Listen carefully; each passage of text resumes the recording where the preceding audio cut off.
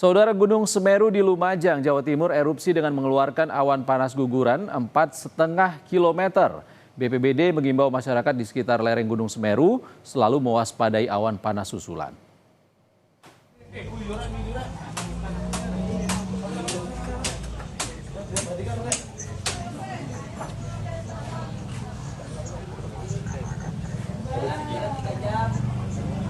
Awan panas meluncur ke Besuk Kobokan disertai abu vulkanik yang mengarah ke arah selatan. Meski demikian, erupsi kali ini tidak berdampak signifikan kepada warga. Hanya saja terjadi hujan abu tipis di sekitar lereng Gunung Semeru. Erupsi yang disertai awan panas guguran sering terjadi akhir-akhir ini. Untuk itu, BPBD mengimbau warga selalu waspada dan selalu berkoordinasi dengan petugas di lapangan. Hingga saat ini Gunung Semeru masih bertahan di status siaga atau level 3.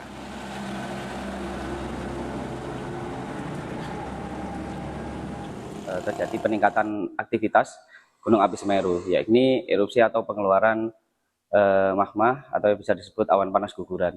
Jadi tadi juga teramati dari teman-teman di lapangan itu sekitar ada kurang lebih ketinggian kolom abu itu 1.000 meter atau 1 kilometer di atas puncak, dan arah lepas Harkawa itu berada di arah Curah Kobokan atau guguran awan panas itu sejauh 4.500 meter.